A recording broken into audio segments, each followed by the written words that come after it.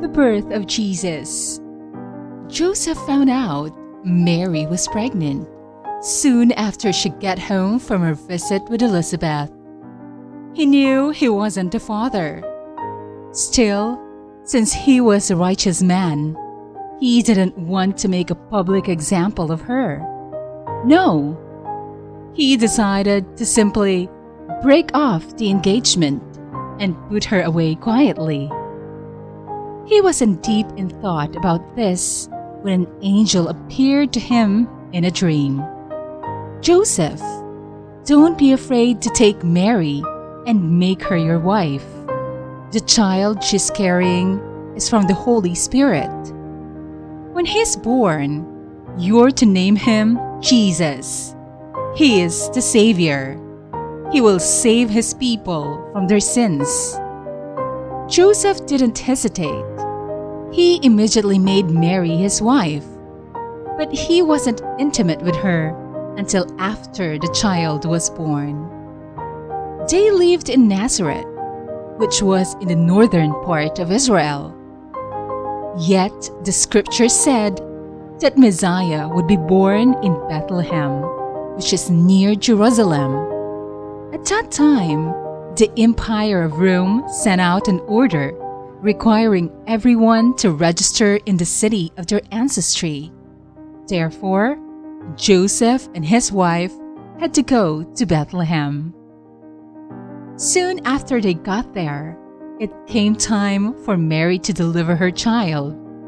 As soon as the baby was born, she wrapped him in strips of cloth and laid him in a feeding trough. Because there was no room in the sleeping area, Messiah was born. That same night, shepherds were watching their flock in a nearby field. Suddenly, an angel stood with them, and the area was flooded with the glory of the Lord. The shepherds were terrified, but the angel said, "Don't be afraid. I'm here to bring you great news." Then he pointed toward the nearby town. "Tonight, the Savior was born in Bethlehem. He is Messiah.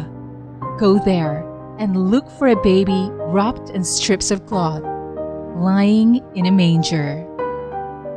Suddenly, the whole area was filled with angels who were praising God and saying, "Glory to God in the highest.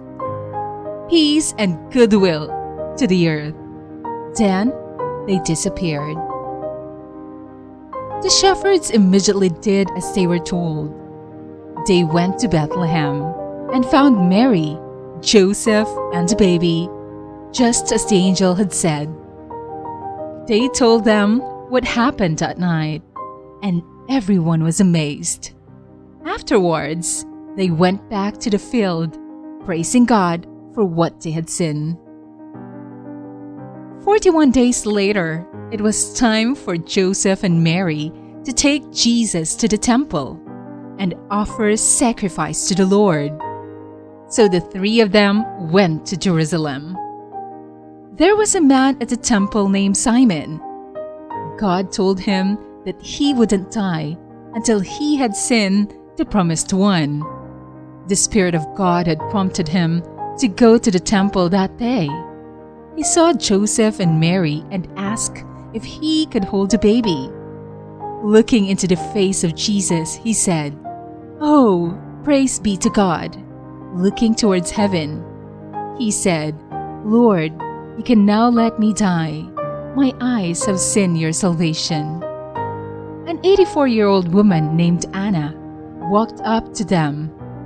She had served God in the temple ever since her husband died after 7 years of marriage. She asked to see the child. Afterwards, she said to everyone, "The promised one has arrived. The promised one has arrived." Joseph then took his little family back to their home in Bethlehem.